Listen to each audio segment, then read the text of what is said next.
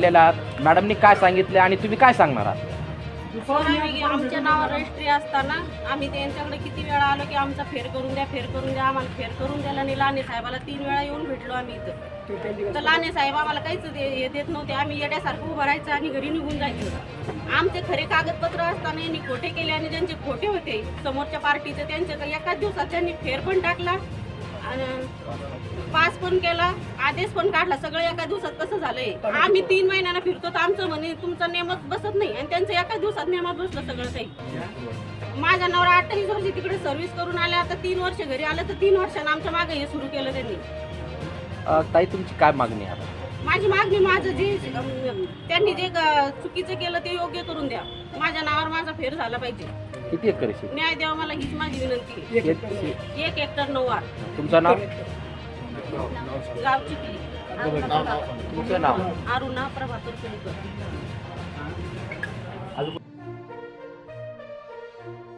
काय सांगणार? मी सर पहिले तो माझा परिचय देतो. मी प्रभाकर सिंह कुलकर, आर्मीमध्ये 28 वर्ष सेवा करून 2021ला रिटायर झालो आणि त्यातल्या त्यात मी 3 वर्ष NSG कमांडो म्हणून रिटायर झालो. परंतु सर मी रिटायर झाल्यानंतर वतल्या गावगुंडांनी अधिकाऱ्यांशी संगनमत करून नायब तहसीलदार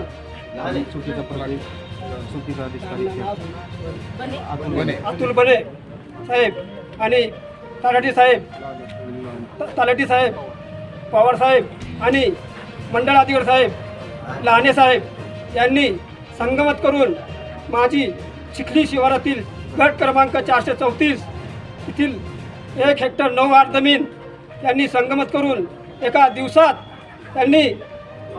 ऑर्डर काढून तलाठी साहेबांनी फेर करून आणि मंडळ अधिकारी साहेबांनी एका दिवसात फेर करून आमची 7/12वरची जमीन कमी करून त्यांच्या नावावर लावलेली आहे.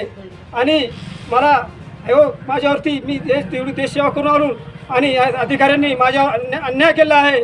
त्यामुळे मी हे शासनाला किंवा यांना विनंती करतो की अशा भ्रष्टाचारी अधिकाऱ्यांना त्वरित निलंबित करून त्यांना दंडित केलं पाहिजे आणि असे भरपूर लोकांचे असे गरिबाचे रक्त खाणाऱ्या लोकांना ठेवलं नाही पाहिजे खुर्चीवरती. आणि असे मला मॅडमला भेटल्यानंतर तशा मॅडमला त्यांनी आम्हाला 100% तुम्हाला न्याय देऊ अशी आम्हाला सांगितलं आहे. आम्ही हीच विनंती करतो की आम्हाला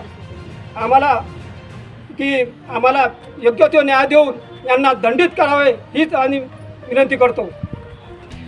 भेट दिलेली आहे.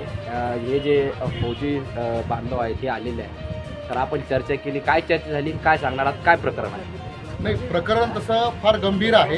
कारण बदनापूर मतदारसंघामध्ये चिखली गावामध्ये फौजी आहेत, हे कप्तान आहेत. यांनी देशासाठी 28 वर्ष या ठिकाणी देश सेवा केलेली आहे. आणि अशा यांच्या ज्या कुटुंब आता ते रिटायर्ड झालेत आणि गावाकडं आपला सुखी संसार, पहिलं तर त्यांनी देशसेवेसाठी पूर्ण आपलं अख्खं आयुष्य तिकडे घातलेलं होतं. आता ते कुटुंबात येऊन कुटुंबामध्ये राहतात, तेव्हा अशा पद्धतीनं जर त्यांचीच जमीन जर या ठिकाणी 7/12 गायब होत असेल तर मला वाटतं ही दुर्दैवी घटना आहे. या घटनेचा सर्वप्रथम मी जाहीर अशा शब्दामध्ये निषेध व्यक्त करतो. सगळ्यात महत्त्वाचं म्हणजे आज या ठिकाणी यांची जी 7/12 जमीन आहे, त्यांच्याकडे 7/12 आहे, रजिस्ट्री आहे, सर्व काही असताना, सर्व पुरावे, कुळाचा पुरावा असताना, रजिस्ट्री असताना आणि दुसरा जो व्यक्ती आहे त्याच्याकडे कोणतेही पुरावे नसताना यांनी काय केलं की यांनी प्रशासनाच्या महसूल अधिकाऱ्याला, जे लाचखोर अधिकारी आहेत, अशांना हाताशी धरलं. त्यामध्ये तलाठी तो पवार आहे, त्यानंतर मंडळ अधिकारी लहाने आहे आणि आता प्रभारी अधिकारी म्हणजे मॅडम असताना तेजस्विनी जाधव या तहसीलदार आहेत. परंतु त्यांचा चार्ज घेऊन प्रभारी असताना ऑर्डर करणं आणि त्यांच्या 7/12 त्यांची जमीन उडवणं हे मला वाटतं बेकायदेशीर आहे. आणि अशा अधिकाऱ्याला सगळ्यात म्हणजे त्यांच्यावर निलंबनाची कारवाई झाली पाहिजे. मी राष्ट्रवादीच्या जिल्ह्याचा कार्याध्यक्ष म्हणून या ठिकाणी लवकरच या अशा फ्रॉड अधिकाऱ्यावर तात्काळ त्यांच्यावर निलंबनाची कारवाई करणार आहे. मी या ठिकाणी DM मॅडमला भेटणार आहे, वरती बावनकुळे साहेबांना, महसूल मंत्र्याला देखील भेटणार आहे आणि अशा अधिकाऱ्यांची मी या ठिकाणी त्यांच्यावर निलंबनाची कारवाई करणार आहे. आणि हे जे फौजी लोक आहेत, सर्व यांची संघटना आहे, आज जिल्हाध्यक्ष आलेले आहेत, सर्व पदाधिकारी आहेत, हे सर्व याच मागणीसाठी आलेले आहेत. म्हणून त्यांना मी राष्ट्रवादी काँग्रेस पार्टीकडून त्यांना जाहीर पाठिंबा देतो आणि अशा तात्काळ प्रशासनाला विनंती करतो, महसूल प्रशासनाला, तेजस्विनी जाधव मॅडमला मी आता तहसीलदार मॅडमला बोललोय, मॅडम म्हणे नक्कीच या प्रकरणामध्ये मी चौकशी करणार आहे आणि यांची जी जमीन आहे ती यांची जमीन यांना मिळवण्यासाठी मी प्रयत्न करणार आहे. म्हणून आज आपण तहसीलदार मॅडमकडून एक अपेक्षा व्यक्त करणार आहोत की ते नक्कीच या प्रकरणात न्याय देतील आणि फक्त न्यायच मिळाला नाही तर ते जबाबदार बदमाश अधिकारी आहेत, मग तलाठी असेल, मंडळ अधिकारी असेल आणि तो बने प्रभारी अधिकारी असेल, त्यांच्यावर देखील निलंबनाची कारवाई झाली पाहिजे. आणि यासाठी आम्ही राष्ट्रवादी काँग्रेसच्या वतीनं पुन्हा एकदा आंदोलन या ठिकाणी, तीव्र आंदोलन या ठिकाणी करणार आहे त्यांनी जर कारवाई केली नाही तर. सर आपलं नाव? चंद्रकांत कारके, राष्ट्रवादी काँग्रेसचा मी जिल्ह्याचा कार्याध्यक्ष. मालकांना नोटीस व सुनावणी का दिली नाही? ॲक्च्युली सदर प्रकरण नुकतंच 3 दिवसाखाली किंवा 2 दिवसाखाली माझ्या निदर्शनास संबंधितांनी आणून दिलेलं आहे. सदर आदेश आम्ही पारित केलेले असून तत्कालीन तहसीलदारांनी पारित केलेलं आहे. त्याच्यामुळे पूर्ण चौकशी केल्याशिवाय मला काही त्याच्यात भाष्य करता येणार नाही, परंतु अन्याय होणार नाही याची आम्ही पूर्ण दक्षता घेऊ. मॅडम, कुळ प्रमाणपत्र व 7/12 जमीन असताना इतरांच्या नावावर कशाच्या आधारे केली?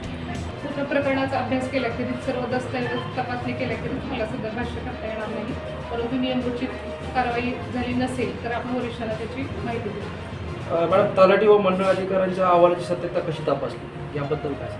सदर प्रकरण मी हाताळलेलंच नाही आहे आणि त्याचा पूर्ण मला डॉक्युमेंटचा अभ्यास करावा लागेल, त्याच्यानंतरच मला भाष्य करता येईल आणि प्रभारी तहसीलदारांनी सदर आदेश पारित केलेला आहे. शेवटचा प्रश्न, हा आदेश चुकीचा असल्यास तो रद्द करून मूळ मालकाला जमीन व न्याय कधी देणार? सदर प्रकरणात आपल्याला अपील करावं लागेल. सन्माननीय उपविभागीय अधिकारी यांच्याकडून सदर फेरफार किंवा जी काही प्रक्रिया ती रद्द केल्यानंतर आपल्याला पुढची प्रक्रिया करता येईल. आपण त्यांना त्याची माहिती देऊ आपल्या स्तरावरून. ऑलरेडी त्यांच्याशी बोललेली आहे आणि नियमोचित झालं असेल तर ठीक, नसेल झालं तर ते त्याच्या पुढची कारवाई करण्याचे सक्षम अधिकारी आहेत. आपण त्यांना पूर्ण सहकार्य करण्याच्या भावनेनंच ही मदत करत आहोत. आपण उपविभाग अधिकाऱ्यांना पण याच्याविषयी बोललेलो आहोत आणि त्यांनी त्यांची संपर्क करावा अशी विनंती त्यांना केली आहे.